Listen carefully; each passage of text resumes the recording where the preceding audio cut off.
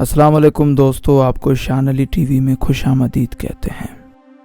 दोस्तों, क्या आप जानते हैं कि पाकिस्तानी यतीम खानों में लड़कियों के साथ क्या सलूक किया जाता है? किस तरह वडेरों के पास, अमीरजादों के पास यतीम खानों की लड़कियों को सप्लाई किया जाता है?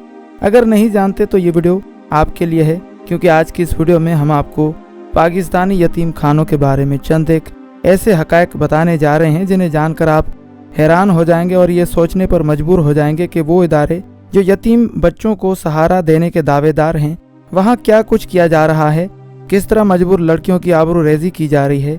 वीडियो शुरू करने से कबल आपसे एक गुजारिश है कि जितना हो सके इस वीडियो को शेयर करें, क्योंकि आपके इस वीडियो शेयर करने से हो सकता है मजीद लड़कियों की जिंदगियां तबाह होने से बच जाएं। ख्वातीन व हजरात, जैसे कि पहले भी हम आपको बता चुके हैं कि यतीम खानों में क्या कुछ हो रहा है।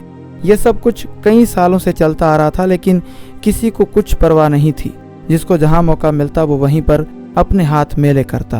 कुछ अर्सा पहले अफशान लतीफ़ नामी काशाना लाहौर की सुपरिटेंडेंट है, जो उन्होंने काशाना लाहौर यतीम खाने के बारे में इंतहाई हौलनाक हकायक से पर्दा उठाया था कि काशाना की यतीम लड़कियों को शादी के नाम पर किस तरह इस्तेमाल किया जाता है, सप्लाई किया जाता है और कौन से आला हुकाम, वजीरों और वडेरों के पास भेजा जाता है।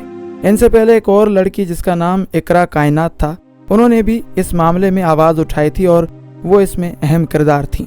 काशाना जैसे दीगर यतीम खानों में होने वाली मुनाफिकत का पता आप लोग इस बात से लगा सकते हैं कि काशाना स्कैंडल की अहम किरदार इकरा कायनात को पुरस्कार तौर पर रास्ते से हटाया गया और वो इस दुनिया से रुखसत हो गई। लेकिन अब अल्हम्दुलिल्लाह ये बात FIA तक पहुंच चुकी है और FIA ने जांच पड़ताल शुरू कर दी है। सिंध हाई कोर्ट की बेंच ने FIA को हिदायत की है कि वो तमाम तर यतीम खानों के मराकज़ की मामलात की तहकीकात करे और वो वहाँ यतीमों की शादियों से मुतल्लिक उनके रिकॉर्ड की जांच करे। जस्टिस सलाउद्दीन पंवर की सरबराही में सिंगल जज बेंच ने इस रिपोर्ट पर तशवीश का इजहार किया कि यतीम खाने के मरकज़ में रिहाइश पजीर नौजवान लड़कियों की शादियाँ उनकी रजामंदी के बगैर की जा रही हैं और इस तरह की शादियों के बारे में कोई रिकॉर्ड बरकरार नहीं रखा गया।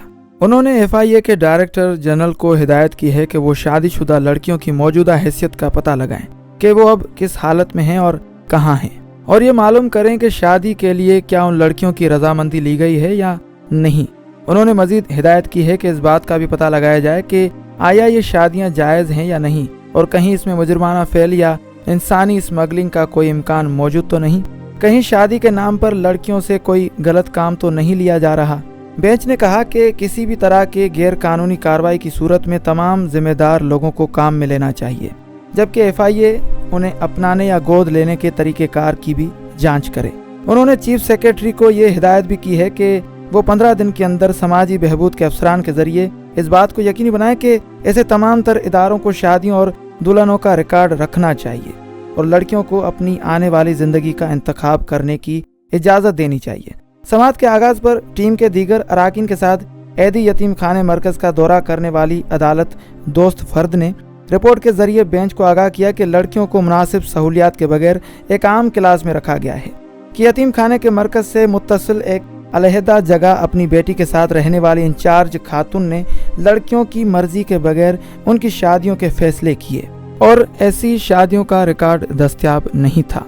अदालत ने कहा कि पनाहगाहों को ऐसी लड़कियों ख़वातीन के लिए मुनासिब, महफूज और वकार बख्श ज़िंदगी का मुकम्मल और शफाफ रिकॉर्ड यकीनी बनाना होगा। इनकी शादी ब्याह के एहतमाम की काविशों को सराहने की ज़रूरत है, लेकिन सिर्फ इस सूरत में जब उनकी कानूनी हैसियत हो। तो जनाब, ये थी आज की वीडियो। आप इस पर क्या अपना इजहार ख्याल देना चाहते हैं, ये कमेंट में हमें ज़रूर बताएं। वीडियो पसंद आए तो वीडियो को लाइक करें, शेयर करें और सब्सक्रिप्शन का बटन दबाकर हमें सब्सक्राइब कर लीजिए। फ़ी अमानिल्लाह।